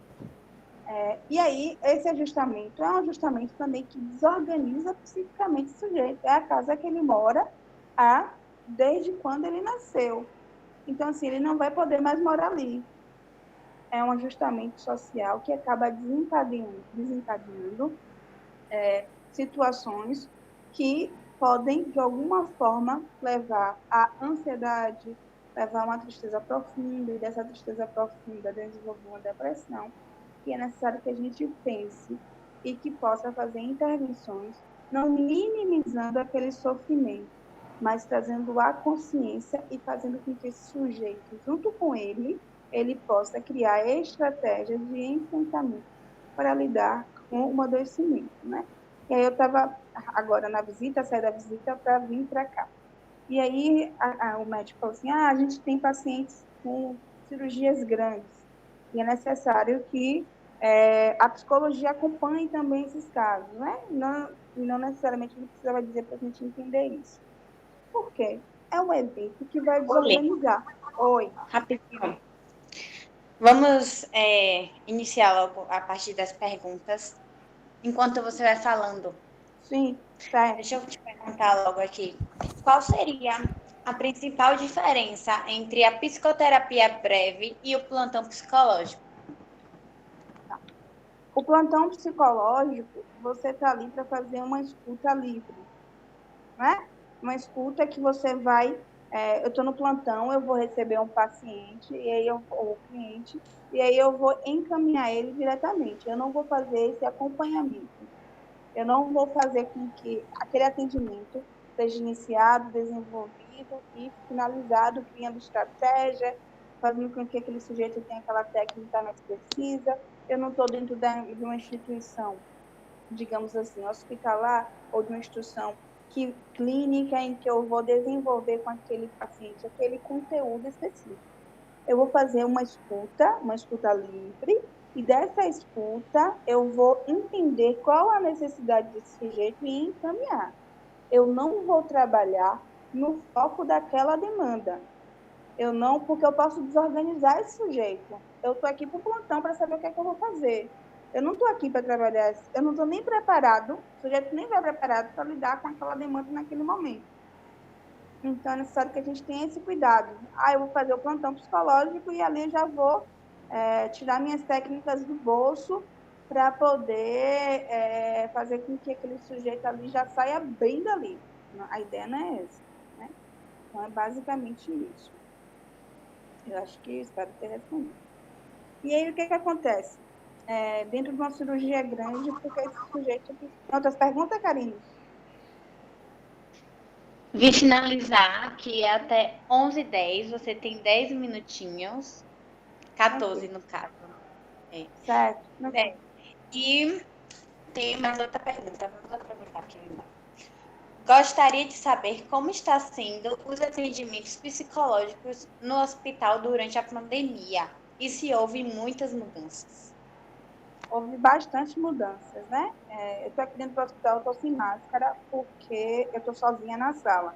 E aí, para vocês me ouvirem melhor, e a máscara abafa bastante. A gente não... Começando pelo equipamento de proteção. A gente não usava touca, a gente não usava máscara, então já começa por essa diferença, já que é visível, e é visível para todo mundo. E a diferença é que as mudanças foram restringidas visitas, né?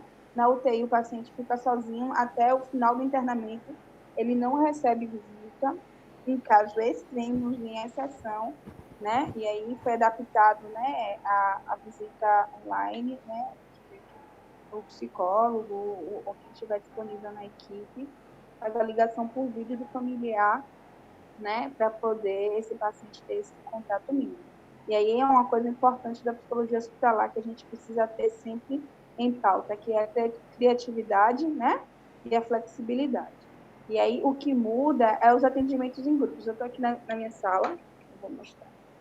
E aqui é uma mesa, né? E essa mesa aqui, normalmente, ficavam à tarde cheinha de pacientes, né? Em volta.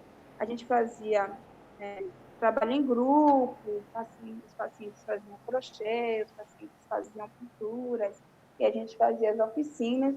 Hoje a gente não faz mais, né? Para poder não aglomerar e não transmitir nenhum tipo de risco. Então, o risco biológico, né? Ele está, como fala na gestalterapia, na figura. E as outras situações que a gente ia trabalhar com esse sujeito está no fundo e a gente não mexe mais. Então, é necessário que a gente faça esses novos ajustes. Aí, paciente que está na enfermaria e não está na UTI, ele tem direito a uma visita por dia, se ele não for idoso e não for criança, e tiver condições físicas, né, de se manter, e ele recebe a visita por 2 horas apenas e vai embora. E o paciente que tem acompanhante, ele não recebe visita. E aí, o que acontece? As demandas acabam sendo outras também, né? Além daquilo que a gente já tinha, acaba somando ainda mais, né? A necessidade de, por exemplo, a filha do paciente de 4 anos fez aniversário, o paciente estava aqui internado. Antes, a gente trazia filhinha, a gente trazia um bolinho. Hoje, não existe isso. Já bateu parabéns pela videochamada, vai ver pela distância mesmo. Então, essas coisas acabaram mudando. E aí, dentro da UTI, eu não trabalho na UTI, mas quando eu sou interconsultora, eu acabo indo para chamados na UTI, e aí os chamados sempre são a questão de quero sair daqui logo, né? Porque eu estou com saudade da minha família. Os pacientes, normalmente, que estão na UTI já querem sair lá logo, mas acabou se potencializando esse desejo pela falta, né, da sua família. E aí, o que é que a gente precisa sempre pensar na psicoterapia breve é que, dentro do hospital, que é diferente do consultório, que é diferente do plantão, aqui a angústia, o medo, a insegurança, a raiva, eles estão potencializados. E a partir dessa potência, desses sentimentos, é que a psicoterapia breve focal dentro do hospital precisa fazer com que esse paciente torne-se awareness, né? Torne-se consciente do seu sentimento e possa ressignificá-los e criar estratégia para lidar com eles. Tem mais alguma pergunta, Karine? Não? Até então, não. Tá, vou seguir. Tem só mais 10 minutinhos, né? Pronto. E aí, o que é que acontece dentro da história da psicologia hospitalar que a gente sempre precisa pensar? É que Matilde Neder, né, uma das criadoras da psicologia hospitalar, ela foi chamada para um ambulatório de ortopedia. E lá nesse ambulatório, ela levou a psicanálise clássica pura. Não deu certo, né? E o que que a gente precisa entender? Porque dentro do hospital, a técnica é muito precisa. A gente não vai levar, né, nossa bagagem clínica, a gente não vai levar essas questões. O que que a gente precisa pensar é que a clínica precisa ser ampliada, que o olhar para esse outro, ele não pode ser necessariamente continuar olhando para isso, continuar olhando para as levar essas situações de uma forma que seja para que olhar esse sujeito de forma social, de forma espiritual e de forma que ele possa enxergar esse todo que está sendo emergido dentro do hospital. Eu ia trazer um caso clínico, mas eu vou trazer rapidinho, eu tenho 8 minutos, então eu vou trazer, né? É de uma paciente, né, que eu fui atender e a demanda é que ela estava chorosa, né? A queixa, na verdade.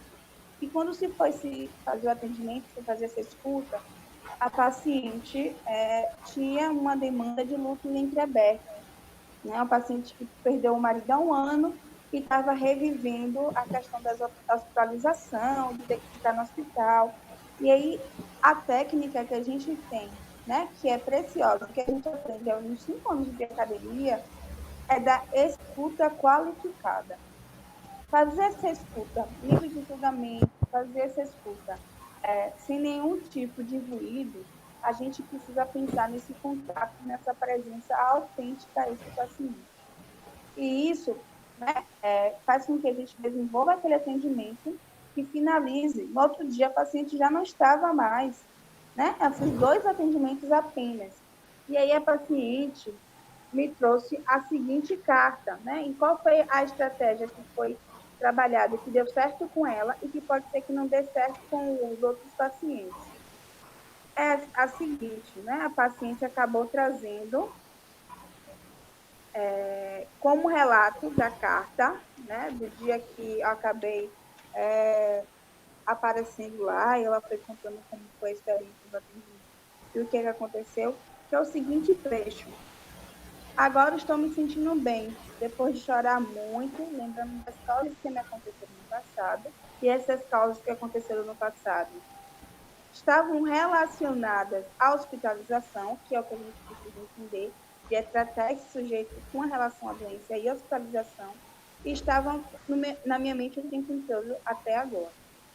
Então, possibilitar, dar esse espaço, né, dar essa voz de choro, dela poder conseguir falar sobre coisas que ela não falaria com o médico, ela não falaria com o enfermeiro, ela não iria fazer essa associação desse sofrimento com esses outros profissionais, porque não tem a escuta qualificada que nós estamos sendo treinados há 5 anos a fazer. Então, é necessário que, dentro da psicoterapia breve, a gente sempre lembre dessa necessidade de escutar. Porque, às vezes, eu vou fazer psicoterapia breve, a gente traz ansiedade, eu tenho que terminar, eu tenho que lidar com essa demanda e acaba não tendo presença. E é necessário que a gente não traga essa ansiedade de querer finalizar o atendimento, de querer trabalhar a demanda, de querer criar estratégias sem poder escutar essa paciente, escutar quem for, com essa necessidade de fazer essa conclusão e não desenvolvimento. E isso eles vão acontecer, vão trazer naturalmente se a gente tiver, né, dentro da gente integrado o nosso conhecimento teórico. A gente só pode criar aquilo que a gente já sabe.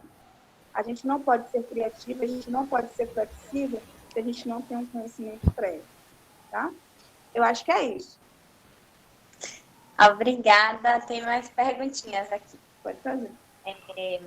Kátia Catarina perguntou, e os rituais fúnebres? Sim, dentro do hospital, eu já acompanhei alguns rituais aqui dentro. Os rituais dentro da pandemia, Catarina? Ou os rituais já é o que ocorre? Ela não foi específica na pergunta. Espera aí que eu vou olhar no chat. Tá, mas o ritual é necessário que a gente estimule, né? Que o paciente faça diante de qualquer coisa. Né? Que o paciente, por exemplo, perdeu a autonomia de ir para festas porque agora ele usa uma bolsa de colocação, né? Ele não tinha feito. O ritual dessa pode ser uma carta, pode ser através de uma carta. O ritual desse novo protocolo que está acontecendo, ele é muito feito para não ficar poderoso, para essa questão que ele pode trabalhar para que mora, para que a família, né, rituais, cada um pode fazer a sua perda. Então, a gente tem em mão um recurso tecnológico que nos permite fazer com que esses rituais eles sejam atualizados para essa nova versão, que é falar sobre a perda, né, elaborar essa perda e qual os recursos que eu vou ter vai ter que ser adaptativo a diferente do que for.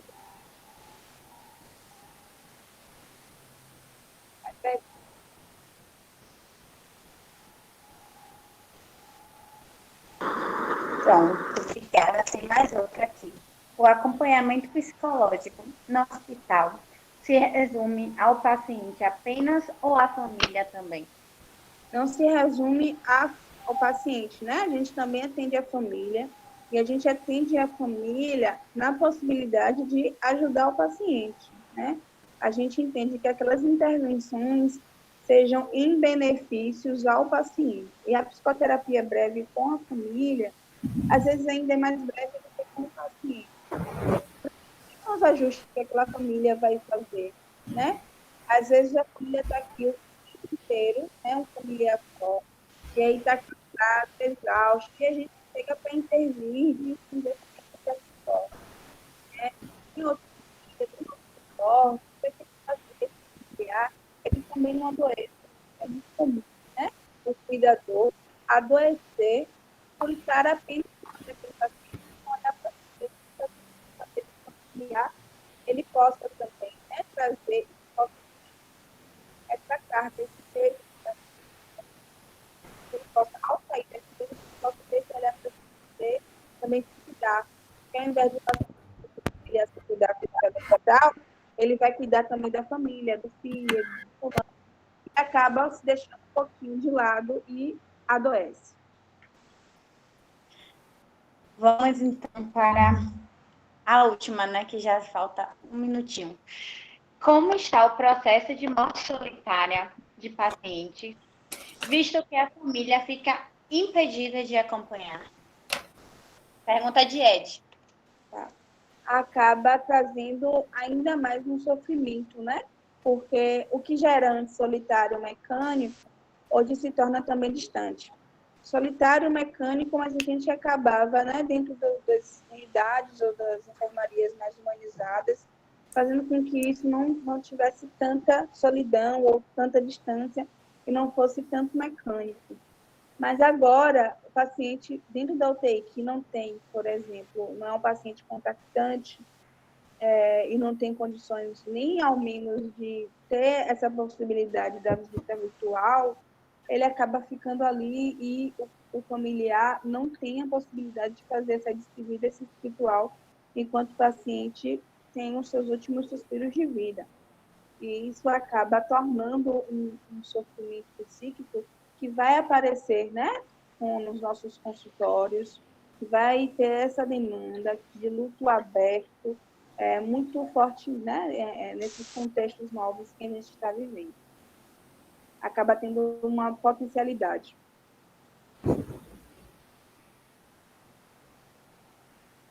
Obrigada, Uli, pela contribuição. Foi muito satisfatório te ouvir, como sempre, fantástica. Então, vamos dar continuidade com a última psicóloga da manhã. Obrigada. Convido agora a psicóloga Carla Paola Lopes. Ela é psicóloga clínica e psicóloga organizacional. Atuação em processos seletivos, consultoria e TD em organização de médio e grande porte e supervisão em psicologia. A psicóloga Carla Paola Lopes apresentará o tema: a saúde mental em tempos de pandemia.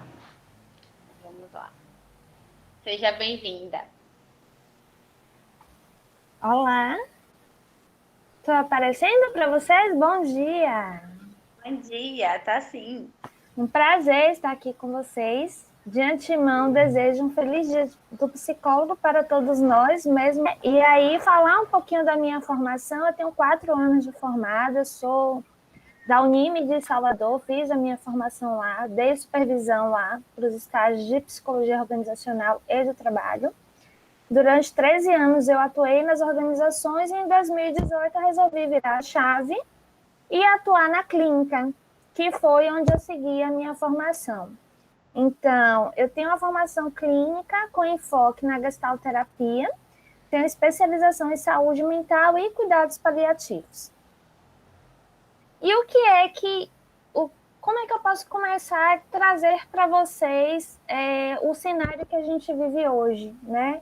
Ontem eu assisti uma live de um grande amigo meu, que é um psiquiatra aqui de Salvador, falando justamente sobre saúde mental em tempos de Covid. Então, ele trouxe desde a época do Renascimento todos os processos de epidemias, pandemias, situações de vigilância sanitária, onde a gente via momentos de crise. Mas a gente nunca pensou em uma situação em que o mundo parou. Mas antes do mundo parar, a gente já vivia vários conflitos, as pessoas já estavam em um processo de adoecimento. A tecnologia ela veio para a gente de uma forma muito, como é que eu posso dizer para vocês? Veio de uma forma muito rápida, o acesso muito rápido, é tudo para ontem. Então, é um post que você faz e é compartilhado para centenas, milhares de pessoas. Ainda tem a política do cancelamento, o julgamento intenso das pessoas. Então, o que eu percebi nesse tempo meu de consultório é justamente a ansiedade como principal, assim, de 80% dos meus pacientes, hoje, eles têm um quadro clínico de ansiedade e um transtorno de ansiedade generalizado. E aí a gente vai trabalhando. Quando é um caso de demanda psiquiátrica, encaminha para o psiquiatra e a gente faz o que a gente chama de tratamento PP, que é psicologia mais psiquiatria. Dentro da pandemia, eu vi o cenário aumentar. Então, assim, se eu trabalhava 3 dias na semana, hoje eu atendo 4 dias na semana, tardes e noites. E o que é que eu sinto dos meus pacientes? Principalmente, aí tem 2 perspectivas diferentes.